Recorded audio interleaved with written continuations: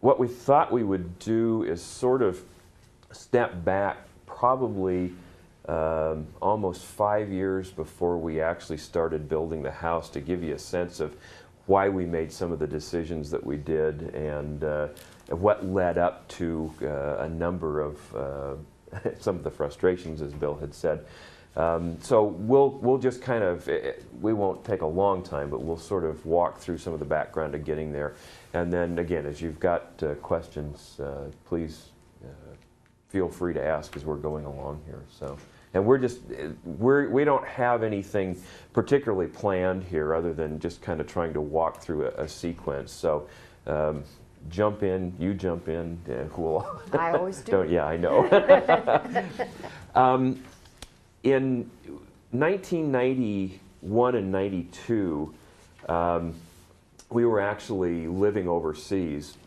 We were in East Africa, and we had started to talk about what we might do at the conclusion of our foreign service tours, and Moscow looked to us at the time to be an attractive alternative after many years of very metropolitan kind of living. We were looking for a more rural lifestyle, certainly something that was less hectic than our time, particularly in the last few years. We'd either been in Washington, D.C. or overseas.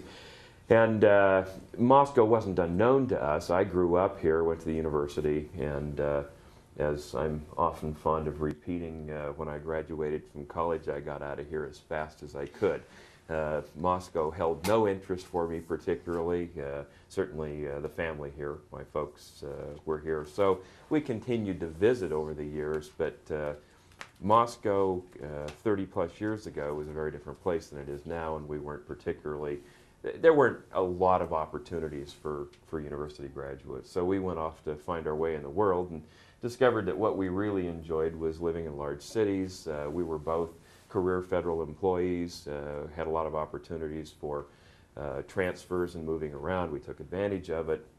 But in 91, 92, when we started talking about what we would do at retirement time, which was going to come up in 1996, we started looking more serious at Moscow. And so on one trip back in 92, we had decided that we wanted to get a foothold in the market in Moscow, and so we came out here on some vacation time with the express purpose of buying a house, and then we figured we'd rent it out until such time as we returned to Moscow. So we looked and we looked and we looked, and in 1992 there was not very much on the market, particularly of the kinds of houses that we were interested in. Well, and we should say that at this point in our lives, given all of this moving that we had done, between the two of us, we'd bought and sold 14 houses. So we came to that market with a really pretty precise idea in our minds about what we wanted, which unfortunately was a piece of one house and a piece, you know, I liked the living room in that last house, but the master bathroom in this other one was really great, and maybe we could get those pieces all together. Yeah, so we came with some fairly prejudiced ideas about what we wanted in a house. And what we discovered after about a week and a half of looking as thoroughly as we could is that we just couldn't find anything in Moscow. And we were rather discouraged. And of course at that time we hadn't thought about building because we weren't going to be here, and you really need to be present during the building process, and it wasn't something that we were going to do long distance. Marcia had a few years previously been through building experience back in Virginia, and we knew enough from that that there was no way we were going to do it from 10,000 miles away. So we actually had kind of almost given up on the idea that we would purchase property here, and we were out for a walk one evening with my folks who live just off campus on University Heights. And we walk around a corner, and here's this lot with a for sale sign on it, and the lot looks out over the university's arboretum, the new arboretum. And we looked at that, and we kind of looked at each other, and we said, oh my gosh, maybe this is what we need to do. Rather than trying to find a house already built, this is our foothold into the market. And whether this doesn't necessarily have to represent a final decision on our part, but at least we're in the market, and we'll see what we want to do later. So the next day we called the realtor, and he contacted the owner, and 2 days later we owned this lot. And we proceeded back overseas, and then for the next 3 years, I guess, before we returned to Washington, we started drawing plans and talking about it and thinking about it. Bill and Ginny, the professor's junk, sent us some, we've been good friends with them for a number of years, and they sent us some plan books, and we dreamed, and we got AutoCAD programs, and we had a lot of spare time in Africa, so we spent a lot of time dreaming and planning, and as Marcia had said, we had some pretty firm ideas about what we wanted in a house, in particular the room layouts and the different kinds of rooms, and the strength of, I think, some of those ideas grew. I think that the idea that we were in this prolonged planning phase that was enforced by the fact that we weren't here in the United States really gave us a chance to do some of the things in the planning process that people have a tendency to cut short because they're pressured to get on with the building. We made lists of, you know, what things we wanted in the house as far as what kind of spaces. And we thought we had time to go back and think about all of the houses we'd lived in and really think about how we used space. We also had time to think about where we thought we were going from this house, because in the moving around that we'd done previously, when we bought a house, the first thing that we bought was resale value. We always knew that we were moving on to the next job, to the next city. And with this house, we knew, at least we thought we knew, that we were moving on from here only the day we died. So we planned the house much differently, having an opportunity for some of the luxuries that fit our lifestyle and maybe not everybody else's. So resale, we got to eliminate that kind of thinking in our planning. And so far, that's worked out well, but we haven't had to try to sell the house yet either. So that those kinds of things can come back to haunt you for unanticipated reasons. But, and we'll get into some of the details of the house a little bit later, but as an example of that, our children, we have two, they're grown and gone, and they weren't going to be with us in this house except for visits. We didn't have any other family members with us, and we didn't really want lots of bedrooms. We don't like small, chopped up house, and so we have a 3-bedroom house, which is probably not as marketable because of the fact that families typically want to have at least 4 bedrooms. We designed our bedrooms larger, fewer and larger rather than more and smaller, and that was an important consideration to us. And when we looked around at houses, because we still hadn't, even at the point when we moved back here, we still had not actually made a final decision that we were going to build the house.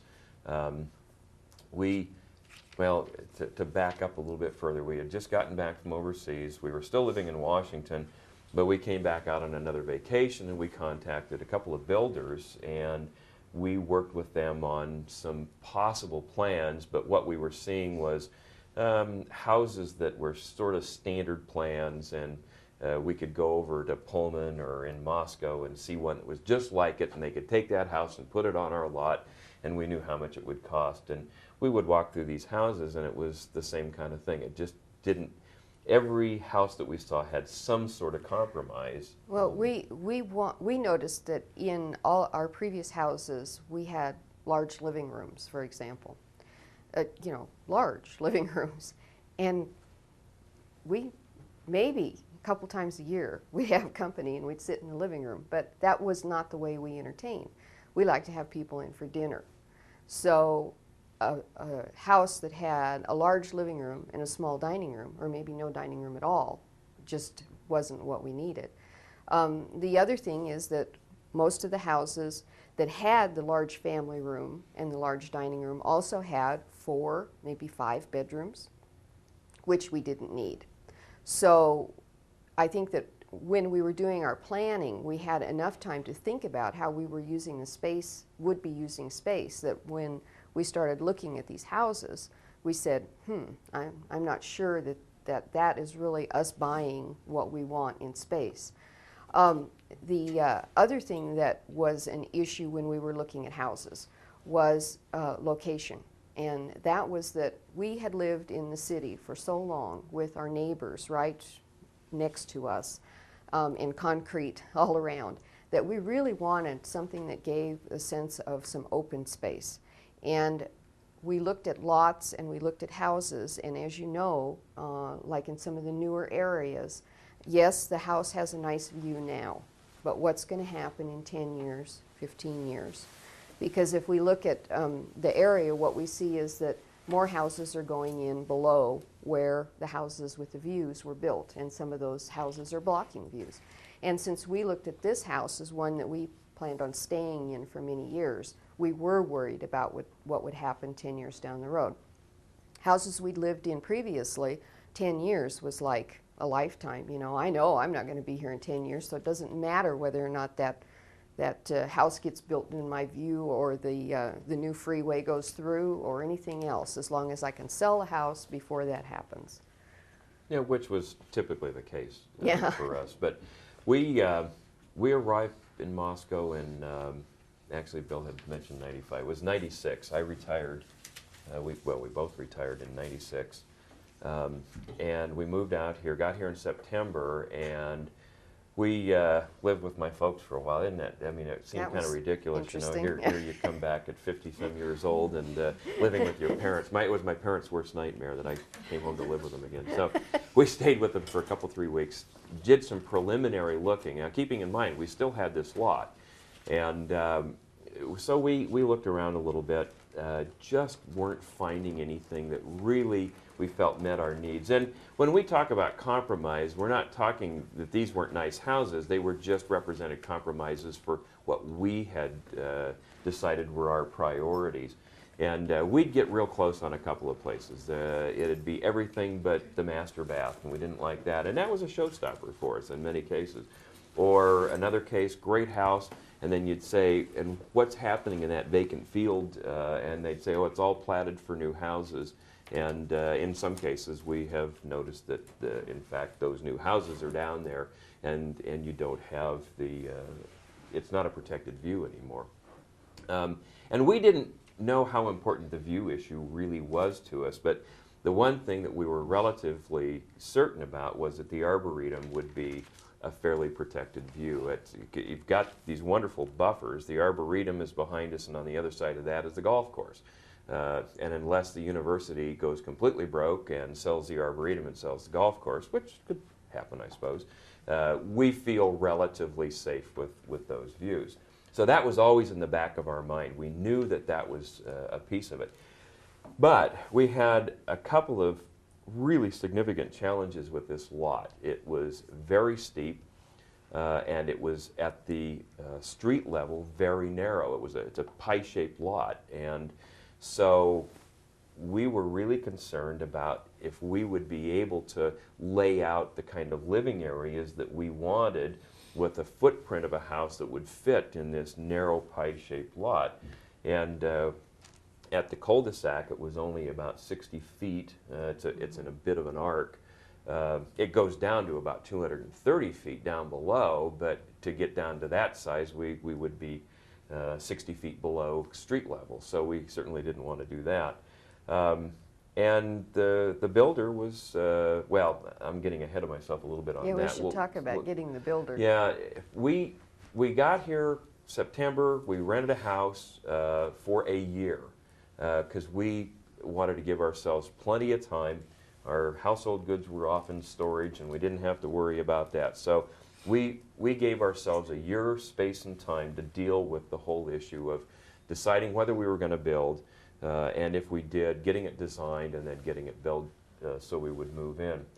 So we went back to a realtor that we had worked with on 2 or 3 different occasions as we had returned home, and after determining with him that we just weren't going to find anything that was already an existing home, he pointed us to 2 or 3 builders, and we talked with several people about them, got references, talked to people that either of the builders had built for, and decided on one particular builder who had, I think in our mind, two significant advantages. One of them was they all had reputations for being quality builders, so that sort of evened out. But this one particular, in fact the builder that we chose, had a reputation for getting jobs done on time. And the closer we got, the more important that became. And we had one critical date, and that was by middle of August, we had to have our household goods moved in, and it was kind of a drop-dead date for us because of some government regulations with respect to when we get our household goods moved in. So we had a date that we had to be in. The house had to be built by then. Certainly, even at that time, we knew that we couldn't start it in the fall. We weren't ready anywhere near, and then in the winter you couldn't start it. So we knew that we wouldn't get this started until probably late spring. So we were looking at a 5-month build window, and that date was really important. So this builder had a good reputation for getting projects done when he said they'd get done, and indeed it turned out to be the case. The other thing was that he had on his staff a University of Idaho senior architecture student, and they worked together.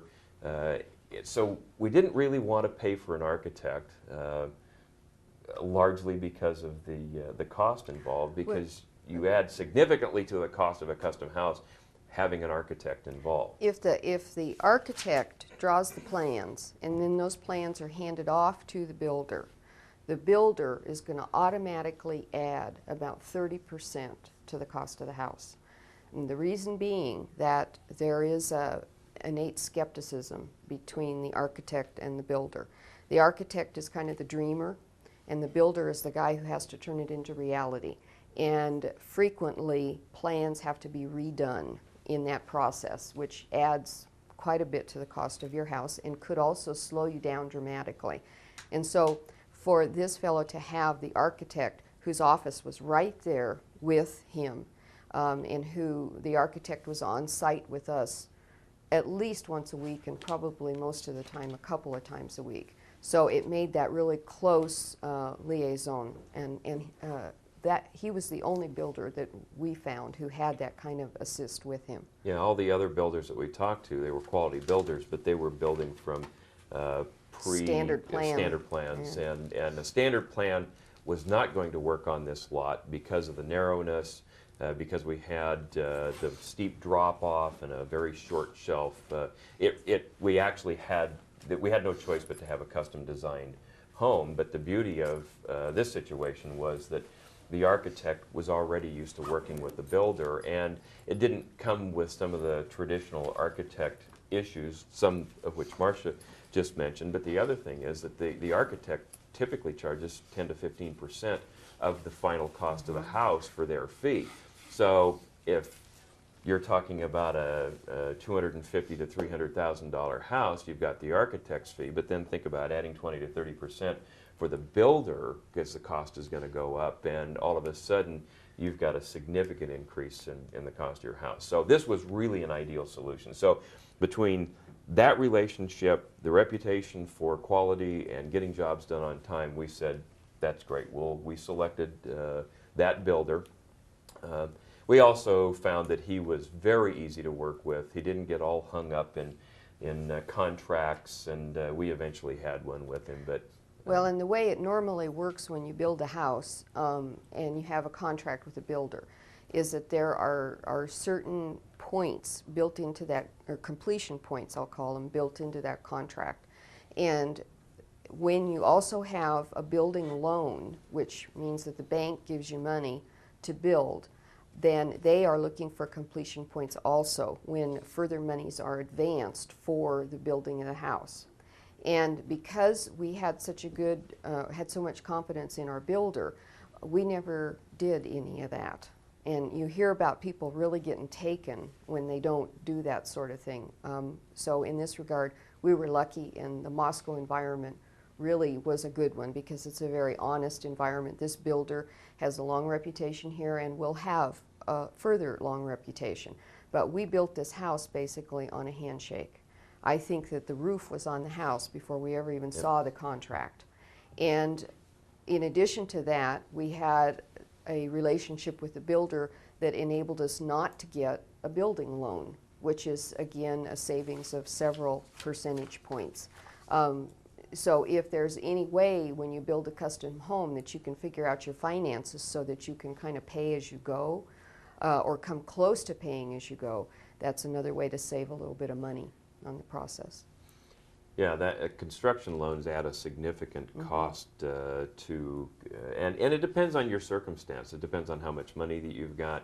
We fortunately had enough equity in our house in Virginia when we came back that we were able to fund all the construction right up until the final part of it.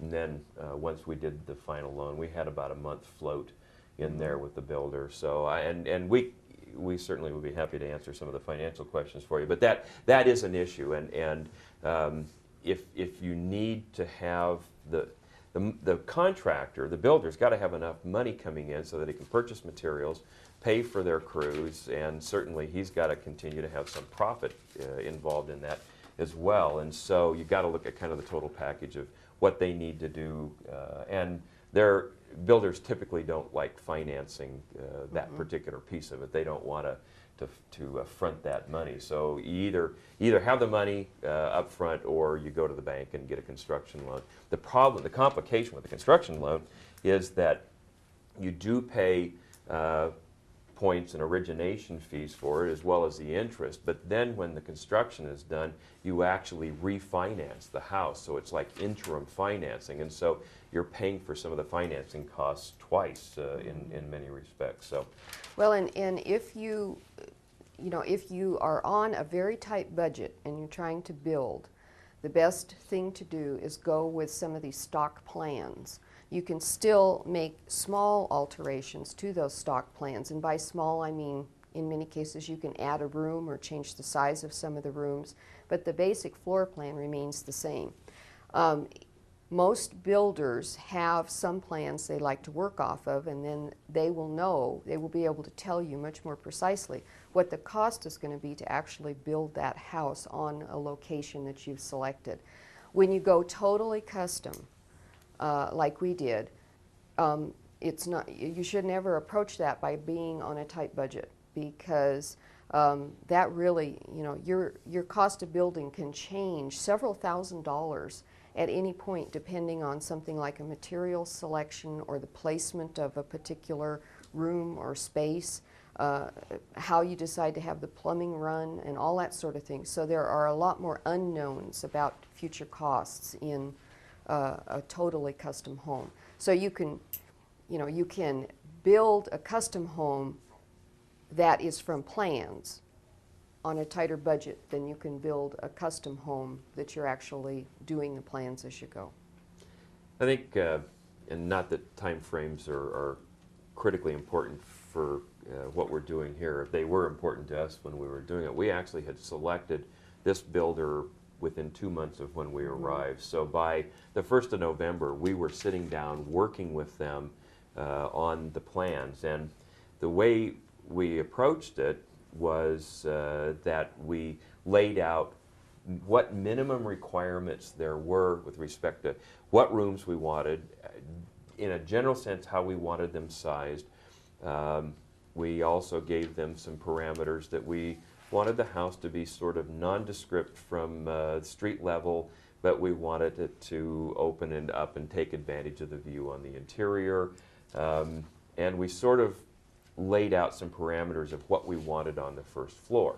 We didn't want a 2-story house from street level. We wanted single story with daylight basements. So we knew those general parameters, and then we just, the architect kind of interviewed us, and the builder interviewed us, and they went off and started working on their designs and came back to us with some preliminary plans. And so we started working with them in November on that, and we were meeting with them weekly, and we'd make a number of changes, and in some cases, again, getting a little bit ahead of us, but we'd actually started building before we made final decisions on some of the layouts of particular rooms. Not, for example, the master bedroom we knew was going to be in a particular location, an area of the house, but we had no idea how we were going to space out the closets and the bathroom areas and whatever. That we kept working on that. The other thing I will say is that we reserved in the back of our mind all this time that we weren't into it deep enough financially or contractually that we couldn't extract ourselves, and we actually kept on looking, and every once in a while a house would come on the market and we'd say, well, let's go take a look at that. And I'll never forget one day one of the realtors had called us and said that Dan O'Brien's house was on the market, and it was in an area that we'd looked at before, and it was kind of an interesting looking house from the street, and so we went up and looked at it. Well, it just so happened that his house was across the street from the fellow that was building, our contractor, and as we walked out from looking at the house, he walked out of his house and he kind of looked at us like, what's going on here? And so we talked to him as honestly as we knew how to, that you know, we were still, we had not even broken ground at that point. We were just getting ready to, and so he kind of wanted to know, well, are we going to build a house or aren't we? And it didn't take us too long after looking at the house to know that that wasn't going to work for us. And so, yes, we were going to build a house. But we had in the back of our mind reserved all along here that if we found something that was appropriate, we would potentially look at doing that. We never did, obviously. We ended up building the house. And within about a week of that chance encounter, they had broken ground and we were on our way. And we knew that once we broke ground, we were committed, and that was it. We went from November to March. They broke ground in March. So we went from November to March working on plans, and the builder and the architect kind of educating Rob and I about the kind of decisions that we were going to have to make. I knew that there was a lot to decide, but I really wasn't prepared for things like, you know, the electrician walking through the house and stopping in every doorway and saying to me, "Where do you want the switch?" You know, I thought there was like kind of a standard or something. And I mean, we did that through the whole thing. Or knowing that you were going to have to decide on every handle in the house.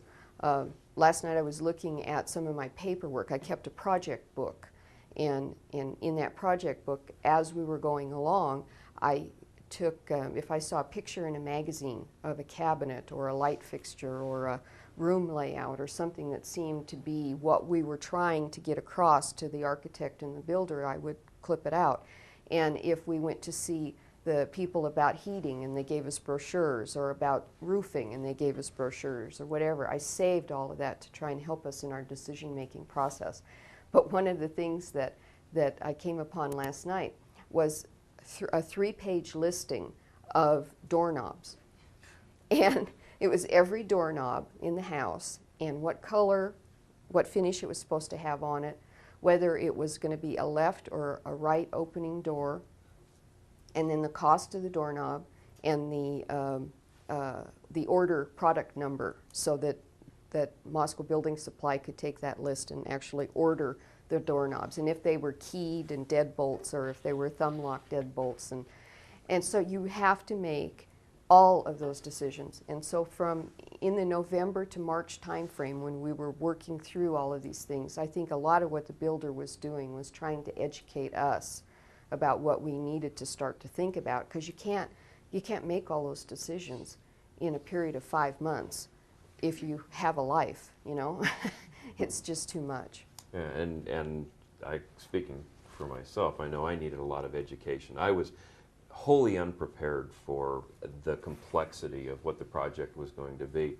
And you think you know, but you really don't. And the hundreds of decisions that you have to make, and there's no way that at the beginning of the process you could even relate to what those hundreds of decisions would make. There's just, it's almost impossible. And even knowing, for example, I think if we had had the advantage of being able to have a class like this where we could talk to people that have been through it, I think we would have related to it to a degree, but it still would have been, I think, a bit of a surprise getting into the thick of it.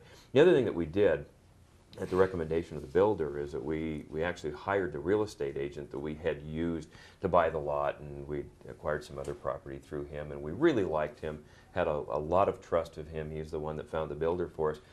We hired him to take us around to, we actually shopped materials and got recommendations from him, and he would take us to a house and say, okay, this is the kind of siding that this house has, and he'd show us another one. So we'd have a range of different products for siding, for example. Same with roofing.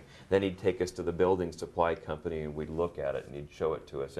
And he sort of got us tuned into the array of decisions that we would have to make, so that then we were prepared when the builder said, okay, what kind of roofing do you want? We'd already thought through some of those kinds of issues.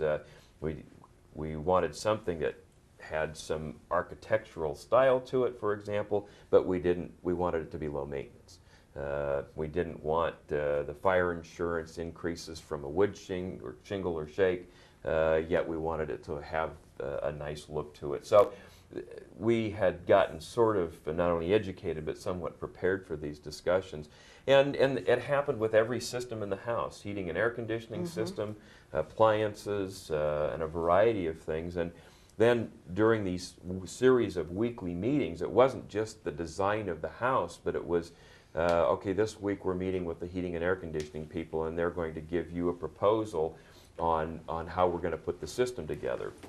And we actually, in some cases, interviewed 2 or 3 or got 2 or 3 proposals before we settled on a particular system or a subcontractor. The one thing you come to appreciate is that the builder is basically called a prime contractor, but all the subcontractors for electrical, for heating and air conditioning, for your appliances, for the finished carpentry, for the framing, for example, the flooring. Sheetrock. So you're not dealing with just one person. He's making arrangements with a tremendous variety of other businesses and contractors.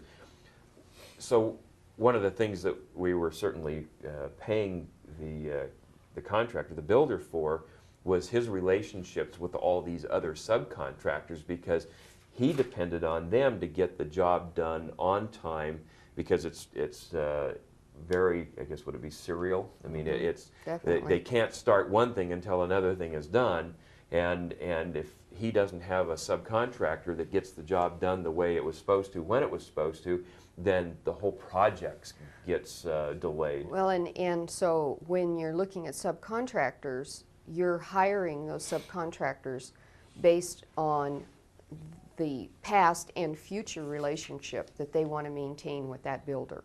Because if they don't do a good job, then they won't work for that builder again. And so it's kind of like you don't have the final say about the contractor so much as the builder does, because you want that good relationship. And as a matter of fact, in one circumstance, we did not go with the builder's recommendation for a subcontractor, and that was in regards to the cabinetry that was in the house. We couldn't, the subcontractors that he proposed to us did not have the ability to do the kind of kitchen cabinets and bathroom cabinets that we wanted. And so I had to go out and find a contractor. I found a company in Lewiston who would do the job. And that lack of a relationship between that contractor and our prime really caused some major problems in the building of the house. And so or the cabinets, up to the very end of the project. So I can't stress enough the importance of, our cabinet maker became known to us as "What about Bob?" I mean, you know, there were mistakes, and the mistakes couldn't be resolved, and there weren't shop drawings, and the finished carpenter couldn't do what he needed to do, and I mean, it was just one holdup after another because of the lack of that relationship. So it's really important to stay within that relationship if you want to stay with a good quality product and on budget and on time. Yeah, and on budget and on time were 2 pretty critical issues. And and you're never going to be completely on budget. You just as well, if you're going to do this at some point in time, you just better build in, and I can't even begin to tell you, 10% doesn't, that's the beginning point. Yeah, You that's really, a minimum. You really need to build in a significant amount of changes and overruns. It's just going to happen. In our particular case, time was a more critical issue for us than perhaps the final budget amount, but it was an important figure to us as well. And it's amazing how when you start doing changes as you're going through, or you make a decision to go with a little different kind of finish, or a different appliance, or maybe you want a little bit more finish carpentry with some trim, and it all adds up, and each little bit may not be a tremendous amount, but by the time you start adding it all up, and it is not unusual to run $20,000, $30,000, $40,000 over your original budget. In fact, in our particular case, we started out, our first conversation, we said, this is what we want, and this is the amount of money that we want to spend. We already owned the lot, so we're just talking about the house, and we all agreed that that would be our starting point. And we ran over that original amount by about $90,000. So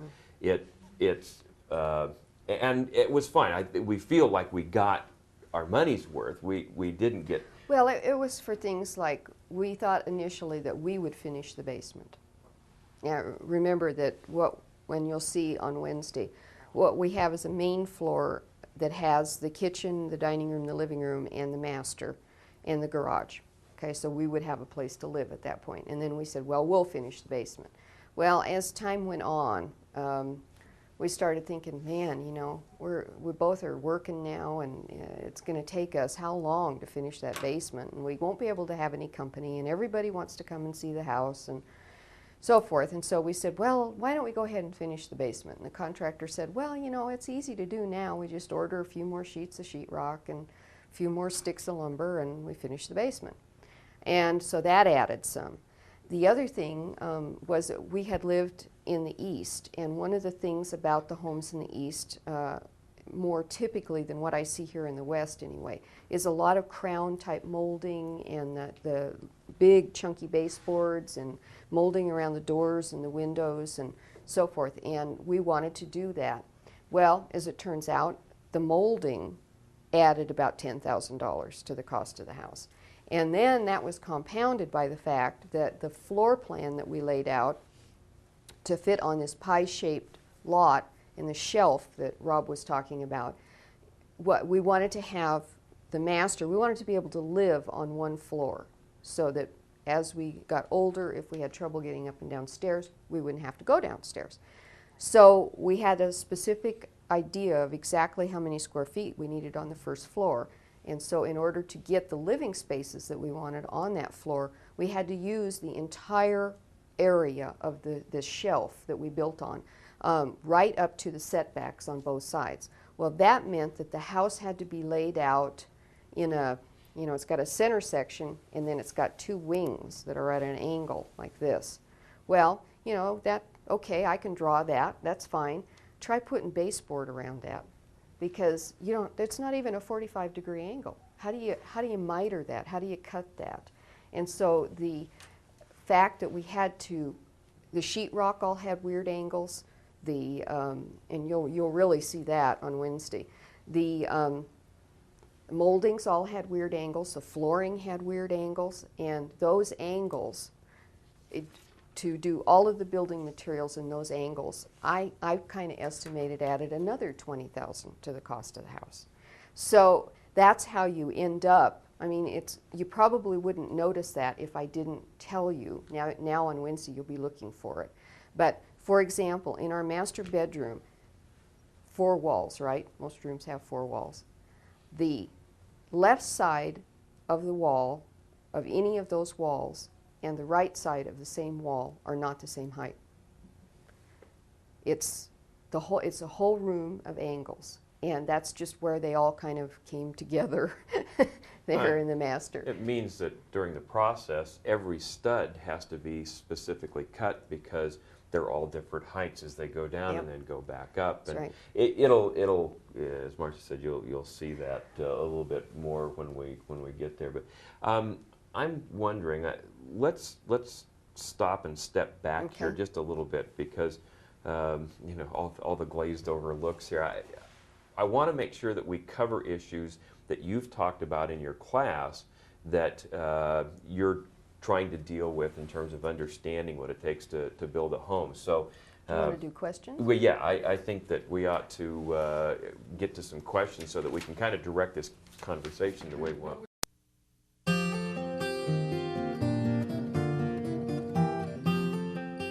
Okay, I guess we're going to start the tour in the kitchen today, and a couple of fairly important things to us when we were considering how to design the kitchen were that we wanted a lot of area, a lot of counter space. We certainly have lived in a number of homes where counter space was at a minimum, and so we tried to maximize that. We really wanted an island as well with a sitting area because it's just the two of us in the house. We thought that that would be a very usable area. And then I guess the other particular issue for us was siting the kitchen at this part of the home to take advantage of the views. The window over the sink looks out directly to the west, and then the two windows in the eating nook are out to the southwest, which really gives us an opportunity to have some pretty spectacular views of the area. And of course, as you'll be seeing, the house is situated so that it kind of maximizes the advantage of the view of the University Arboretum. We also had a couple of issues with the kitchen that we wanted to try to take advantage in the floor plan. One was to have a desk area so that we could have the computer here and do some work. Most of the other design issues are somewhat aesthetics. Marcia definitely wanted to have some custom design cabinets with glass doors in some of them and with a lot of detail work on them. We also were trying to maximize the amount of space between the counters so that the flow would be pretty easy.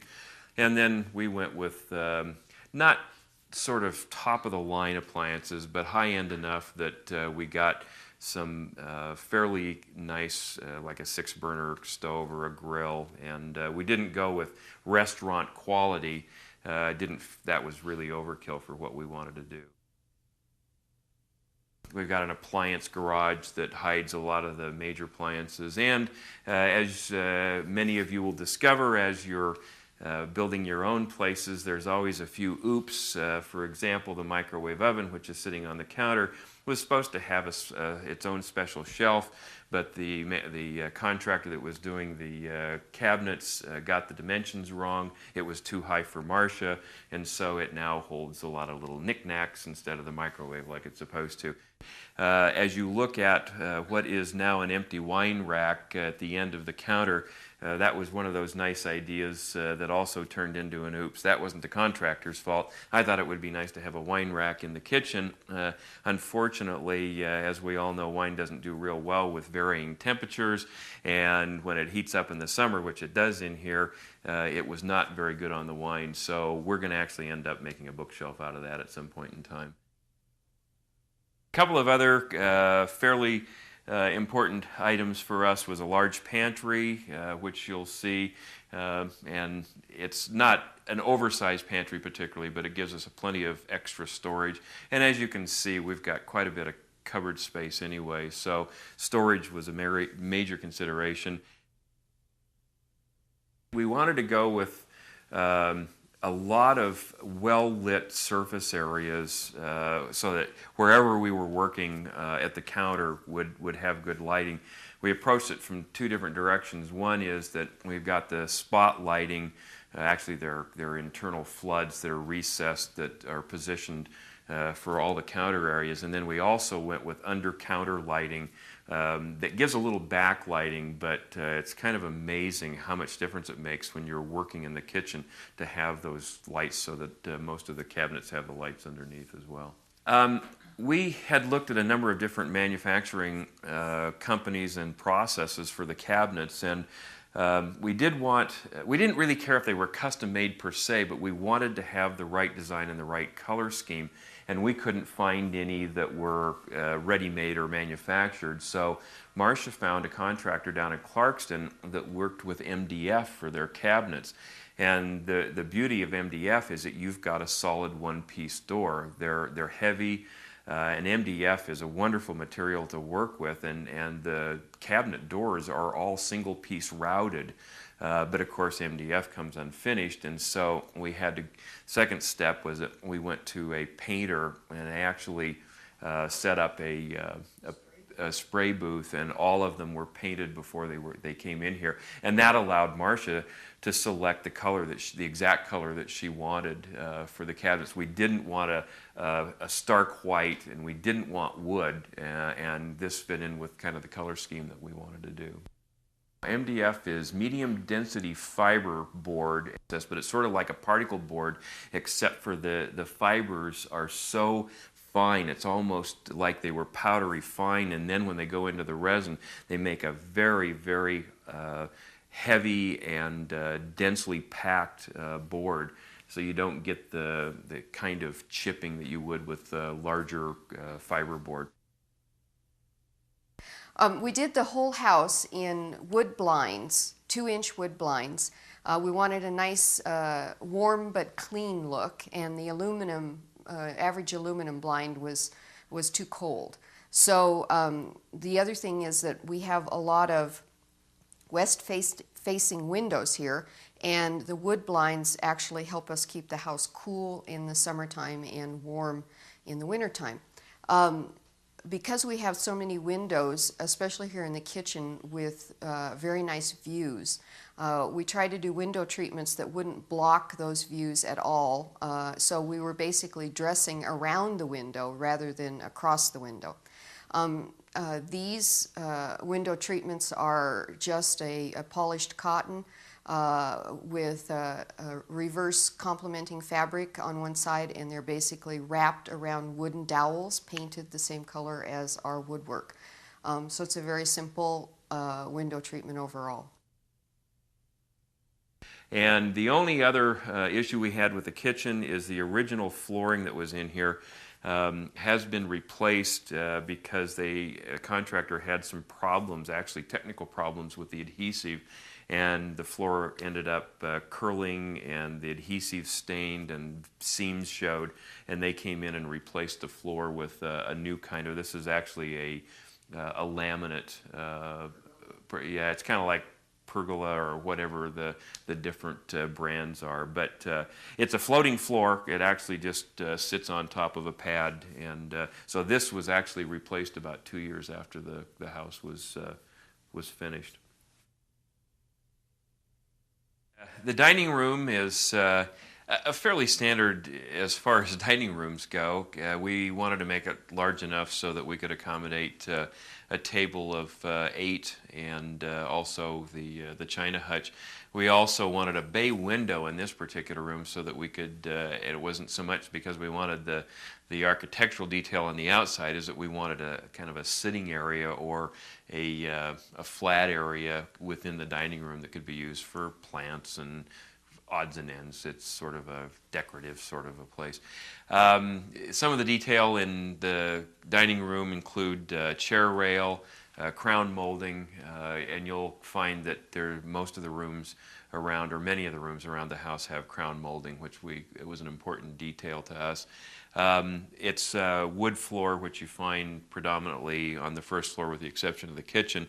And but we went with area rugs as sort of an accent, and in this particular case, this area rug, we had seen some rugs that were actually made up custom, and we really liked a border around the rug, and we had a local furniture store and carpet place make it up for us. It was very simple to do, not particularly costly.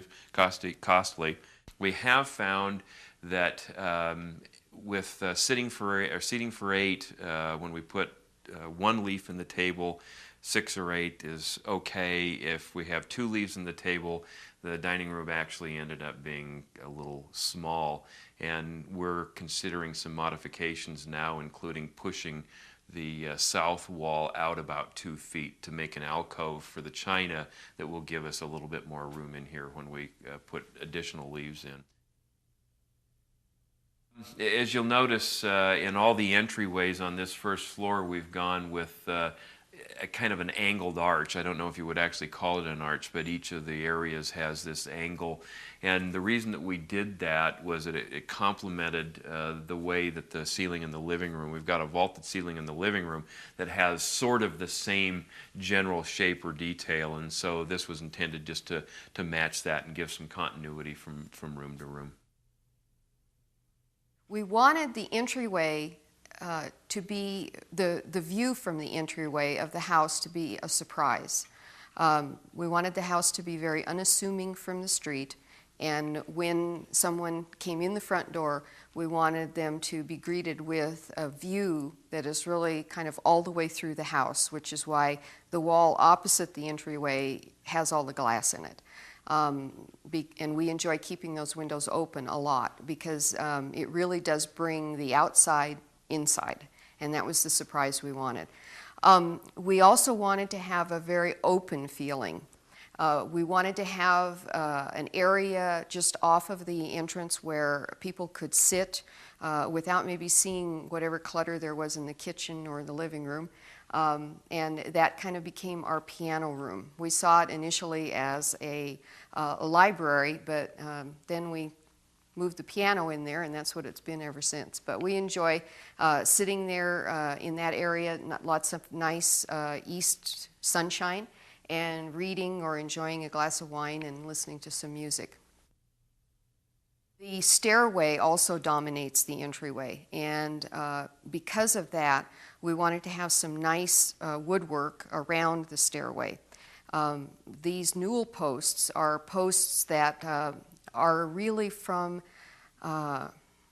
probably an era that I think of as California bungalow. I think also they call it arts and crafts.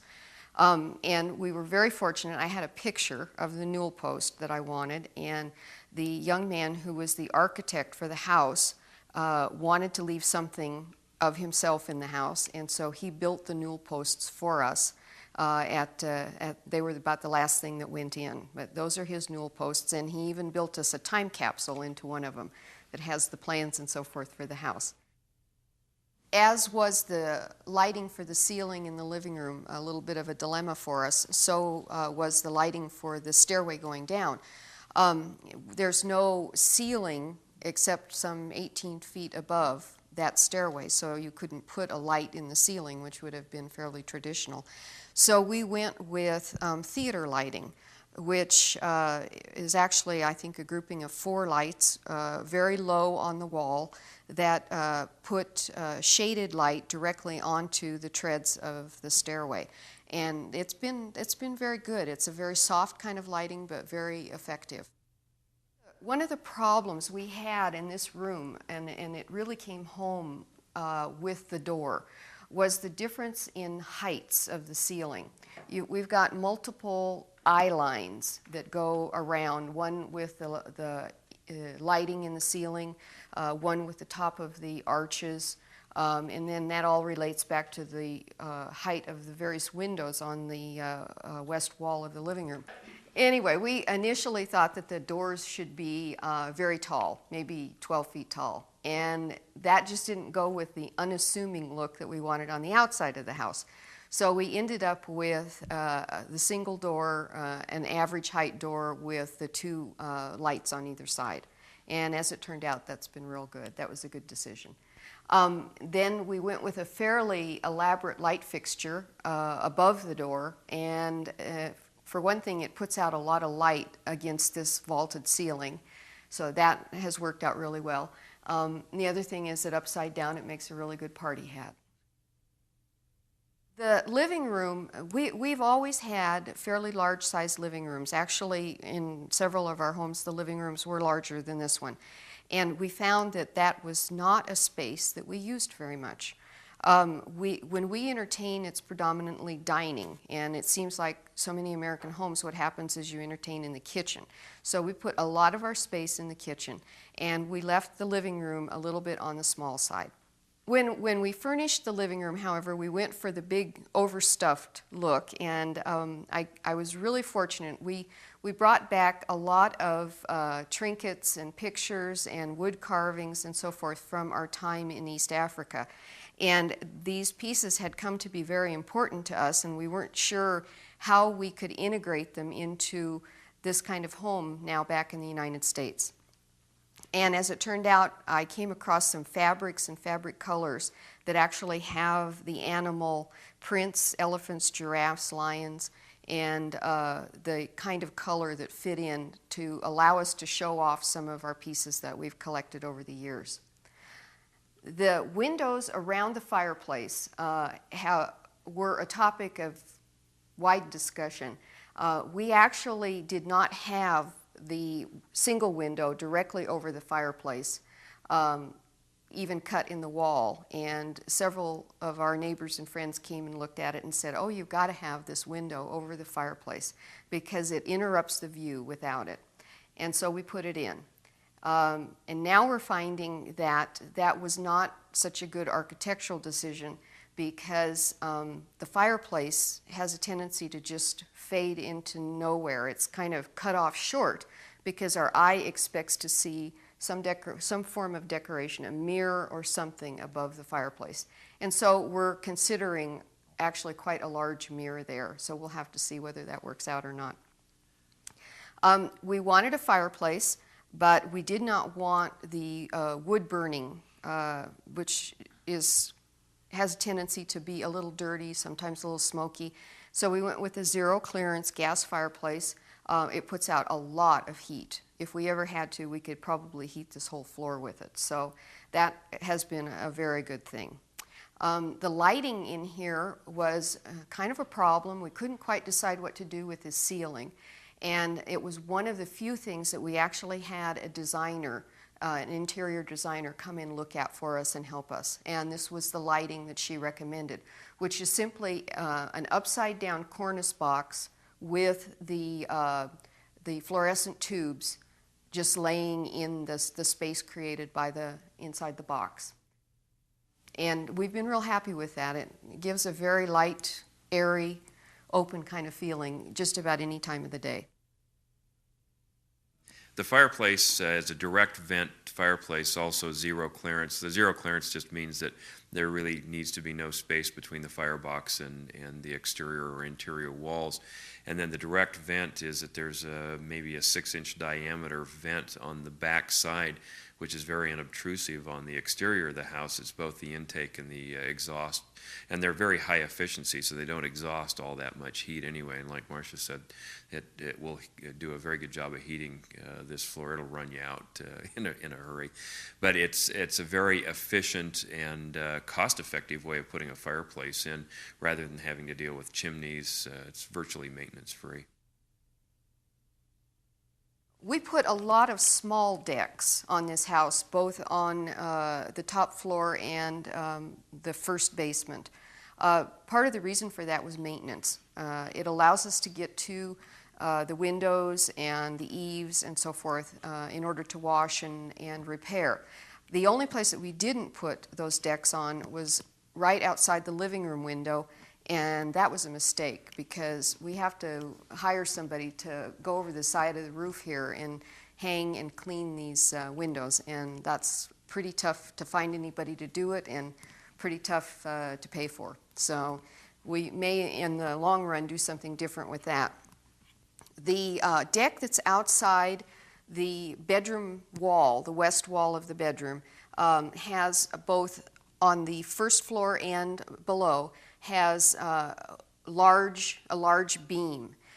That's because the outside wall, the west wall of the bedroom, is not really a supporting wall. In order to build the house, what the contractor did was to put a very large support pole in the embankment here, and then put these beams on, both again on the first floor and the next floor, and then use those beams to support the roof of the house. So the trusses for the roof are actually resting on those beams. We could punch out the west wall of the bedroom and the house would still stand up. The railing on all these small decks was also a little bit of a problem, a design problem, because again, we situated the house to take advantage of the views. But then we had all this decking, and we wanted to have a railing that would enable us to see right through it. And we talked about plexiglass and a lot of different possibilities, but the one that we found that was the lowest maintenance for the long term was actually a pipe welded together railing that had met all of the code requirements but had very lightweight spindles in between that did not block the view. And we painted that railing basically the same color as all of the trim on the outside of the house. So it integrates very nicely into that. We had long discussions amongst ourselves and with the contractor about what kind of siding would be appropriate. We were very interested in something low maintenance, which would typically be aluminum or vinyl siding, and our contractor was decidedly uncomfortable with that for a variety of reasons. One of them is we have a lot of wind from the west at this location, and he was concerned that vinyl or aluminum wouldn't seal as well in the wind or be as airtight. He certainly acknowledged that it would be less maintenance, but also because of the heat generated from the sun, vinyl siding tends to warp a lot, and he didn't think it would look good. And basically, in spite of the fact that we're going to have to probably paint every 10 years, he convinced us that the house would be overall a lot tighter and a better house if we used a composite siding, which is not unlike MDF, actually. It's a fiberboard of some sort, but then it has texture on the outside that makes it look like wood, and it comes pre-primed and takes paint beautifully. And so we went with that, and again, I think it was a good decision based on his recommendation. The house is very tight. We've got a weather station along with the house, and we've recorded wind gusts up to 73 here at the house. And when you've got a 73-mile-an-hour wind, you really do get to know how tight your house is, and it's done very well. So we're quite pleased with that. You can ask me in another 10 years when I have to repaint it how pleased I am about it, but so far it's certainly lived up to its billing. The master bedroom is an area that we use a great deal. We use it as a sitting room. We have always watched TV. I do a lot of my handwork and so forth in the master bedroom. So that was a space that we wanted to plan pretty carefully. We did put a fan in the ceiling there, as we did in the high ceiling in the living room. Part of the reason, or the majority of the reason, is that it keeps the air moving, cold air moving around in the summertime and hot air moving from the ceiling down back into the living area in the wintertime. Both of those fans run pretty much continuously, and I think that they are quite a benefit as far as the heating and cooling economy of the house. Additionally, we should mention that all of the windows on the west side of the house are what are called low E. And what that means is there's actually two panes, and I believe there's a gas in between the panes. And in the summertime, the low E causes the rays of the sun, given the angle they come at, to bounce back out, and it keeps the inside of the house cooler. In the wintertime, when the sun is at a different angle and the rays are hitting the house at a different angle, the low E glass actually allows the rays to come into the house and warm the interior of the house. So they're really efficient windows in the kitchen, the living room, and the master bedroom. And of course, all those spaces are built around those windows. The master bedroom was kind of a challenge. There are a lot of angles in the ceiling and the walls. None of the walls in that room are the same height. The ceiling meets the wall, even in a same wall at a different point at the left end of the wall versus the right end of the wall. That has to do a lot with the gable that is on the roof above the bedroom. The sheetrockers had a real time in there because they had to stop and custom cut every piece of sheetrock. Also, the Finnish carpenter who did the crown molding and so forth had pretty much the same problem with the baseboards and the molding around the windows and so forth there. Though the angles that are throughout the house actually we think added between $20,000 and $30,000 to the cost of the house, and that was really related to the way that the house had to sit on the land. We needed those angles to get enough space. The lighting in the bedroom, we put light switches for our side table lamps next to the bed, just so you could reach them from the bed to turn off your nightlight after you've read or whatever, and that's been very nice. We've enjoyed that. In that bedroom, in the bedroom we have a separate toilet area. That was good planning. That allows for a certain amount of privacy, and that has worked out real well. We also have there a wet room, and the wet room is a combination shower and tub area. We really don't use a bathtub, and we really would have enjoyed having that space for something else in that master bath area. However, the contractor was fairly adamant that you couldn't have a master bath like that without having a bathtub. And so we put the bathtub in, but we put it on the other side of the shower, so it's a combination. And that has been a real interesting thing. This is probably the best shower arrangement that we've ever had. The reason I think it's good is because I'm 5 foot tall and now I have my own shower head. In the closet area, we wanted again to have access, no matter what, potentially even for a wheelchair into the closet area. So we have no closet door. We have a wide entrance into the closet, and we have a lot of built-ins. We have a spot for shoes, and then a lot of drawers for clothing and so forth. That helped us get rid of some of the clutter that has a tendency to pile up, especially with shoes. We also have built-ins in the master bath area for the sink around our double sinks, and again, that helps us maintain an area that keeps our counters fairly clear but makes available to us what we need when we need it. We have 2 skylights in the master bath area, one of them actually over the tub and the other one in the sink area. Those are to provide some brightening to a potentially dark area. We didn't put any windows on that side of the house to try and be sensitive to the fact that the house sits fairly close to the house on the lot next to us, and that way that enabled them to maintain their privacy and us to maintain ours. So we went with skylights rather than windows on that side of the house. This is the guest bathroom area. It's directly off the sitting area on the main floor. This was our whimsical bathroom. It's decorated in what I call early zebra. We have hardwood flooring there, and we went with a pedestal sink and some fairly nice hardware, some gold finish and so forth to make it a kind of a high-class area.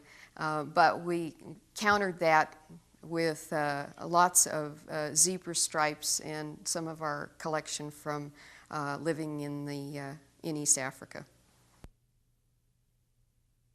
One of the things that we got to talking about as we were building the house was what we were going to do with the space below the garage. And traditionally, construction calls for that being filled with a lot of dirt and gravel, and then you pour the garage slab over that, which seemed tremendously wasteful to us of great space, and we're always anxious to I think you can never have too much storage space, and I was interested in having a shop because I like to do woodworking as a hobby. So we talked to the contractor about the possibility of actually constructing a basement to the garage, and he was very concerned about the structural issues and whether or not once you get a 4-inch concrete slab, which was in our case 22 feet by 24 feet, a lot of weight, and then some of the shear issues. If you can imagine driving your car in and stomping on the brakes, it puts a lot of shear action on that slab. So he was intrigued with the idea but didn't know quite what to do, but he contacted a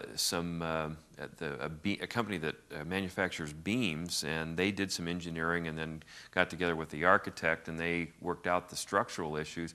And so what they ended up doing was constructing a basement to the garage that now can be used as a shop area. The only concession to this is that they put in what they call shear walls, and interior, as you can see, has 2 6-inch walls that have 3/4-inch plywood nailed at about 4-inch interviews all the way around the 2x6 structure, plus the overhead beams, and that is to prevent the shear. The outside wall is also a shear wall, so you've got 3 shear walls about 8 feet apart, and it does split the space up, unfortunately, a little bit, but nonetheless, it's great storage space, a great shop. One very strong consideration for us on the assumption that this would probably be the last house that we would be in, this was our retirement location, is that we wanted to make the house habitable for as long a period of time as we could. So one of the things that we did is, and we worked with the architect, and he did a fine job of making the house potentially handicapped accessible. The driveway is relatively level. The sidewalk up to the front door has no steps. You could enter into the front with wheelchair without any problem. All of the interior doors are a minimum of 3 feet wide, as are we've got wide entrances to each room. The stairwell even is 42 inches wide, which could potentially accommodate an electric cart or stair coming up it. I don't know exactly what you call those things, but it's an electric seat that comes up the stair. And also even our shower, as you'll see when we get into the master bedroom, has the potential for being handicapped accessible. And a lot of the rooms have blocking behind the walls that would take railings that could be used. So, and the other thing was that we designed it for 1-floor living. We would be able to live very comfortably on the main floor of the house. That's why we've got all the living room, the kitchen, the dining room, eating nook, and the sitting room and the master bedroom all on one floor, which is an important criteria that we had given the architect for the design. So we feel like the house is going to be very usable for us for the duration, as long as we can either walk or get wheeled. One of the other house systems features that we were interested in was a central vacuum system, and so that was one thing that we had our electrical contractor actually put in, and we've got outlets, both, I think there's about 3 of them upstairs and about 3 more downstairs, and a hose that's probably close to 20 feet long, so you can reach virtually every corner of the house with it. And then the actual vacuum unit is out in the garage, which then can be hooked up and you can use it for car work. And one other interesting feature is what's called a toe kick dustpan, and right under the sink or near the sink there's an outlet there that you can kick open with your foot, and you can actually sweep dirt or whatever else into it. And that one actually gets used very frequently as we're cleaning the kitchen up. Handy little device, and was a clever arrangement. So it's just like a power dustpan. When we were talking with the heating and air conditioning contractor, one of the things that he strongly recommended, based on the size of the house and the way it was configured upstairs, downstairs, was a 2-zone heating system. And we are very pleased that we went with that for a couple of reasons. One of them is because the upstairs zone is also air conditioned, and with our west facing and all the glass, it gets very warm in here during the summertime. So having air conditioning on the top floor, but we didn't really need that on the bottom floor. It would have been a waste of energy, and so splitting the zones enabled us to heat and air condition only those spaces that we were using on a regular basis. So the downstairs is on a separate system, and the upstairs is on a separate system. And the downstairs unit also provides heat for our third lower level, which is actually a structural area. It's not used for anything but storage. It just holds up the rest of the house. But we found the two-zone system to be very effective for us, and we're very pleased. That was a great recommendation, and I'm glad we did it. As Marcia was saying earlier, we had wanted the house to be relatively unassuming from the outside, from the street view. And I think we certainly achieved that. In fact, we may have a little bit overachieved it. We did do a couple of architectural details, some field stone. Actually, it's simulated field stone around the front door. And our intention at some point in time is to extend that look to include probably facing some of the keystone walls in a way that gives a lot more continuity with that particular architectural feel.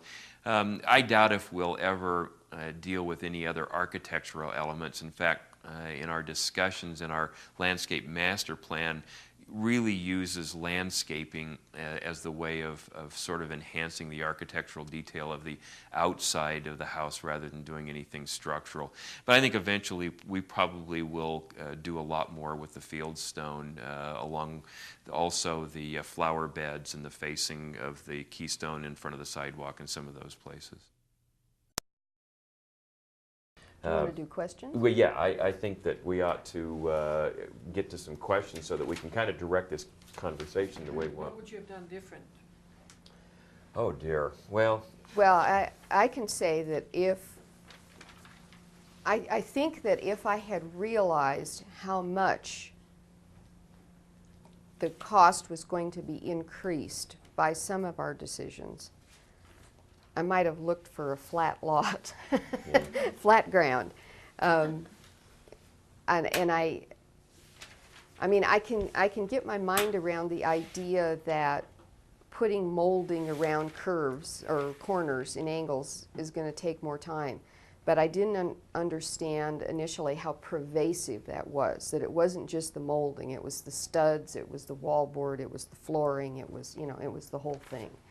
So I think I maybe would have looked for a flatter piece of ground if I could have found one. but you know, that's a double-edged sword, Yeah. because when you look for that other piece of ground, you also lose, as you'll see, unless we have fog again, you'll see the benefit of sitting up and looking out over a protected view. So you kind of come to live with some of the compromises. I think the other thing that, and each of us have little different things that we think we would go back and do differently. I would pay more attention to the exterior architectural details. We got so wrapped up in the interior and what we wanted to do, and the architect did exactly what we said. We wanted a nondescript house from the outside, and we got what we asked for. Well, in retrospect, I would have liked to have had nothing terribly fancy, but something that just got a little bit more interest and architectural detail. It's obviously too late to do that. We're going to try to deal with some of that through landscaping as opposed to the actual construction of the house. But I think I would have paid. That's probably the single point of complaint for me as we go along. There are little things that, you know, as you go through the house, and we'll probably point them out as we go through the house. There's a window that was a bad decision that, you know, shouldn't be there. It's a little hard to get rid of it now. But but I look at those as kind of small things that probably you can do something with versus the overall plan. I think that a lot that relates to that goes back to this almost overwhelming number of decisions that you have to make while you're doing this. And after a while, your mind can just get around only so many decisions, and so you just let them go, and you try to pay attention to the ones that are the most critical, the most important ones, and you just accept the fact. And then later on, of course, it's real easy to, in retrospect or hindsight, go back and say, well, why didn't I take care of that? Well, because you were dealing with the 50 other decisions, and you just couldn't get to that one. It was frequently overwhelming. I just, there's no other way to describe Well, it. and we had rented this house that Rob mentioned earlier, and it was a half a block from where we were building. So every morning before we went to work, we'd go down to the site, and you know, builders have a habit of starting their days very early. And so we'd go down and they'd have 7 questions, you know, and we'd stand there on our way to work and try and sort through these 7 questions and give them some kind of answers that wouldn't delay whatever it was that they were going to be doing that day. And I think that close management was important. Well, and I think, I'm sorry. You want to ask for another question? Yeah, did that answer your question? Yeah. Okay. Thank you. Yes. I was just wondering, with this feeling of overwhelm and the fact that you had to become almost professional about so many different aspects of the house, how do you go through the process without feeling as though you're being taken advantage of occasionally? Ooh, that's a good question. You know, I didn't ever feel taken advantage of in the process. And I'm not sure why, maybe naivety.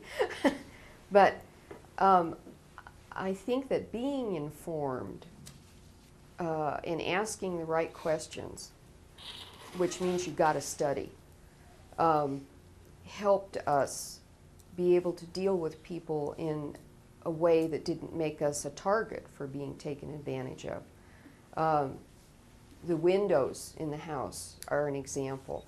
In order for me to understand what window options we had and what they meant, I had to study about windows, and so that meant looking at all the brochures and talking to as many different people as I could, and learning what's low E and what's the advantage in the winter and what's the advantage in the summer, and what about the glaze on the window, and of course that comes in colors, so you have to pick the color. And I got to the point where I could talk to the people who were doing the ordering of the windows in their terms. In other words, a window is, you know, and again, I have a list at home of all the windows in the house with this is a 5.0 or this is a 3.0 or whatever. And then when the windows come off the truck and you see them sitting there, then you're able, because you're educated, to look at the pile of windows and say, oh, there's the 5.0, that's for over the dining room area, and oh, well, this isn't right. This door is supposed to be a left opening, not a right opening.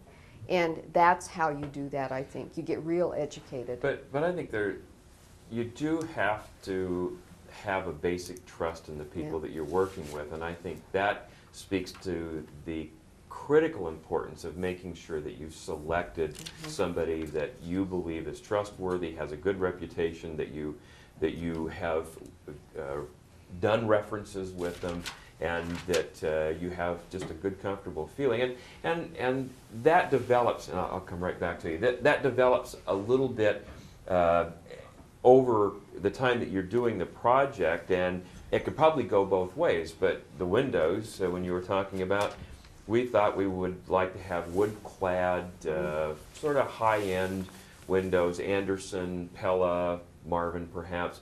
And the contractor said, you're wasting your money. It's going to cost you $30,000 for those windows. You can do it for $10,000, and they're going to be every bit as good, probably better. Why waste the money on that? Well, he could have made more money by putting those windows in. It certainly wasn't to his advantage to have a lower cost window, but he was saying, he tried to direct us in where we'd get the most value for the money that we would spend. And so we had that kind of exchange on a number of occasions, and I think that it helped build that trust as well. We really did have a lot of trust in these folks, and fortunately it was relatively well founded. So I think you might have already answered this a little bit, but if you had never heard anything about this builder or anything, like if we're graduating from college and going to a city we've never been to in our life and we don't know anything about it, should you take the time, that much time, to get the references for everybody? And I would not select a builder, especially on a custom home, but I would not select a builder without talking with people that had substantial experience with them. I just think that's just like gambling. And in larger cities, and we've seen this happen, Yes. you're even at more risk because in a small environment, you kind of talked about this earlier, everybody knows everybody in Moscow, and a builder that doesn't do a good job or an honest job is not going to be able to continue to work here because the reputation will be spread throughout the city. If you're in a city of 2 million or even 200,000 or 300,000, you can spread those people out all over the place, and they can take their tarnished reputation and go from place to place. So I think it's even more important to check those references out and talk to people that he has or she has have built with. To ask them to visit. We actually visited some folks and went to a house that they had this particular one had built. So I think it's real important to do that. Even if you're buying in a tract, and you know you go to the model homes and you check them out and you say, oh, I like this model, and off you go. Next thing you know, you've signed a contract. There's a vacant lot there, and you're waiting for the builder to build the same house that he built 4 or 5 doors down. Well, you'd think that there wouldn't be any problem with that. Well, we did that too. And about 2/3 of the way through our house, the builders started having financial problems. And it took 2 years to get the problem solved in that finished house. Now, I didn't do the references. What I should have done is gone to the house 4 doors down that was like the one we were building and said, have you had any problems with this builder? Is he responsive to get things fixed that were a problem? Because there's always problems. It's like a new car. You know you're going to have to take it back for something. Well, a house is the same way. And it turns out they'd had problems.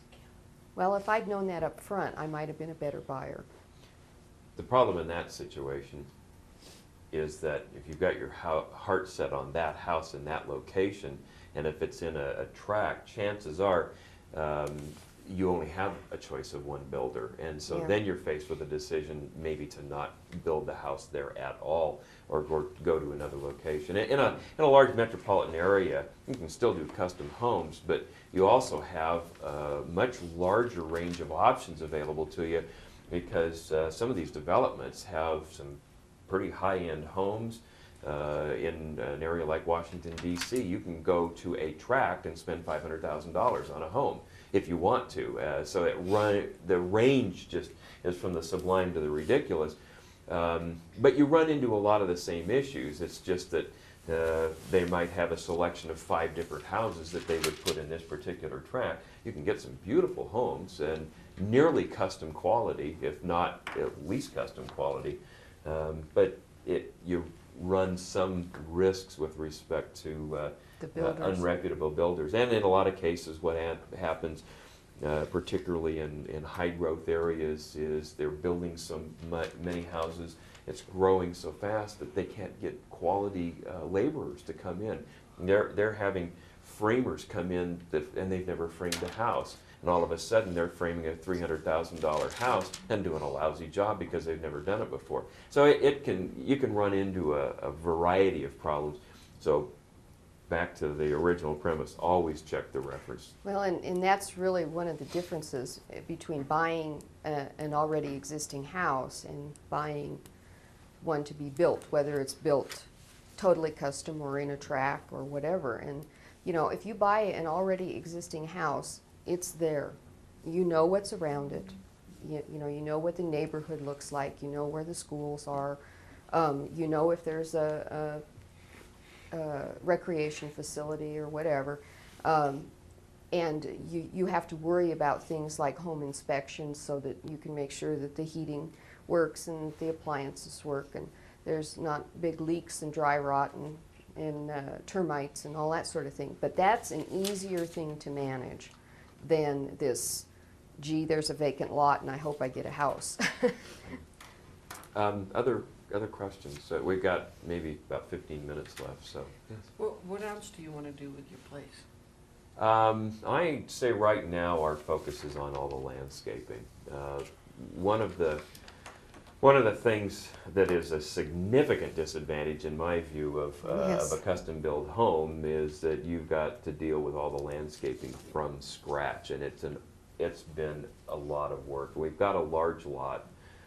It's small up at the top end where the house is, but it's really big in the back, and we're still trying to come to terms with what we're going to do with all the landscaping. Now, this is another great thing about living in a university town. Last year, the landscape architecture department asked their students to do a project of master plans for some homes in the area, and they asked if we would be interested in participating in that, and we did. And so we got a really good quality landscape master plan done for a little bit of a contribution to the scholarship fund, which we were happy to make. It was wonderful. So now we've got a plan of attack, and so that was the first overwhelming piece for me, because I don't have much imagination when it comes to that. But now we've got a roadmap, and so we just start working it, and then now it's just a question of manual labor. I was wondering, since you had these ideas in your head and then you had to go to the lot and build, do you feel like there were some compromises? I mean, I know you had to make compromises, but any that were disappointing or maybe Oh, that were better? Or? Sure. I really wanted to have a larger family room area off the kitchen. Kitchens in this day and age are a gathering point for entertaining, and if you've got a combination of a kitchen and a family room off of it, it's just a wonderful entertainment center, and you can gather large groups, and I really wanted that. But we ran out of room. We, as Marcia was saying, we pushed up against our setbacks as far as we could go. We wanted a large kitchen. Now, admittedly, we could have built a smaller kitchen and had a little bit of a family room, but it's a question of which one do you want to give up. So we gave up the family room, and we've got a sitting area, an eating nook there off the kitchen, but not the family room like I wanted. That will always disappoint me, but you know, it's just, it is what it is. We could only make it so many square feet given where it was. So I know on a couple of the plans that we did initially when we laid all this out, we would have needed at least another lot, and there were houses on either side of us already. This lot stayed vacant for, my gosh, 15 years? yeah, anyway, and part of the reason was because it had some building challenges, which we discovered as we got into it. But I think there's a few things like that. That probably is the largest issue for me. The rest of it, we're pretty happy with it for the most part. Did I see a question over here? Out of all the decisions that you had to make, what were some of the best decisions that you did? Some of the best? Yeah.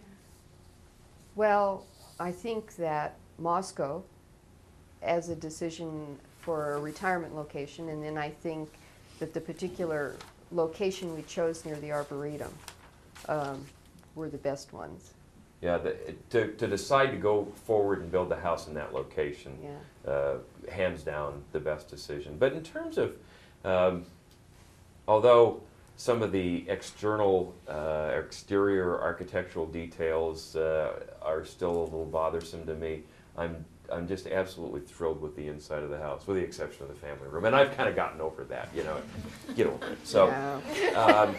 I only complain about it, you know, every 6 months now instead of regularly. But the way the house laid out and the way we get to use the house, it's single level living for us.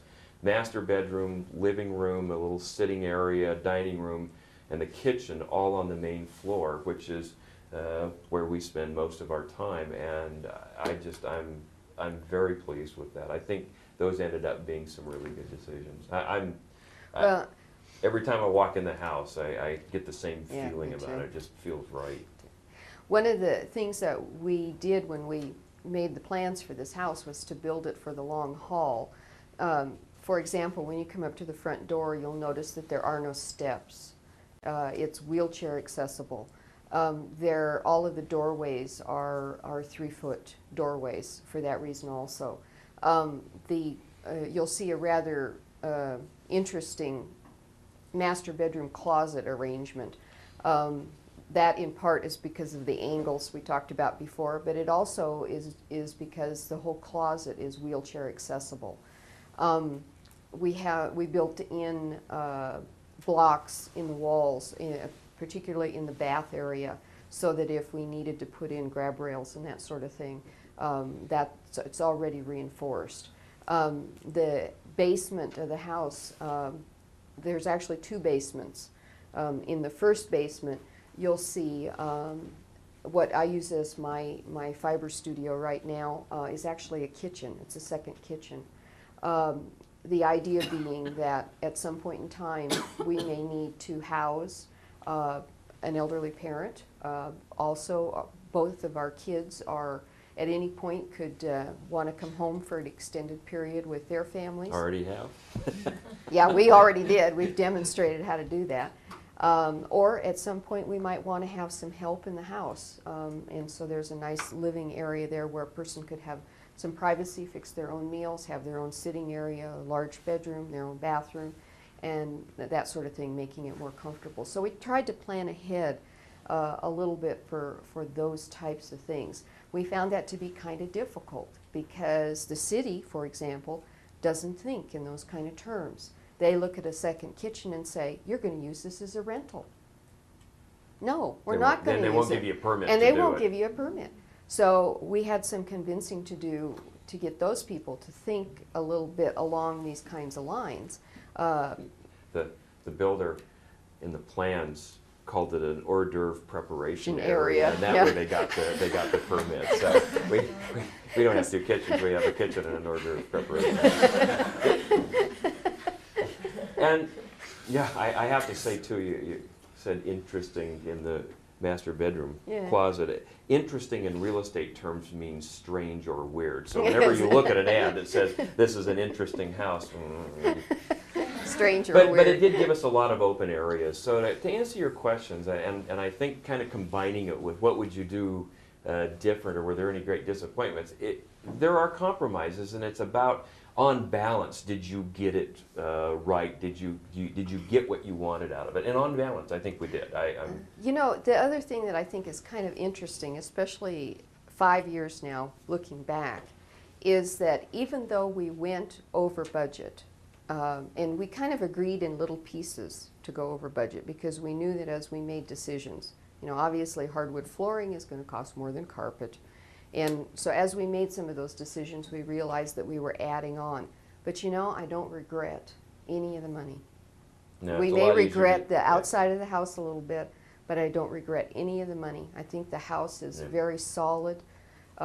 It's extremely efficient, heating and cooling wise, and it's a very comfortable place to live. Yeah, So it's not a gold-plated house by any stretch of the imagination, but you know, it's got some nice details, That's right. particularly on the interior. And that was something that we said all along, that our priority was the interior of the house, not the exterior. And I think you'll see when you come up that it kind of reflects that. So we got about 5 minutes. Any Got other? one more here. I'm sorry. Go ahead. I was just wondering, how does it work? You said you bought the plot of land really soon after you saw it. Did you Mhm. know about like the setbacks and how does it work? No, Is we it- didn't. We didn't know anything about it.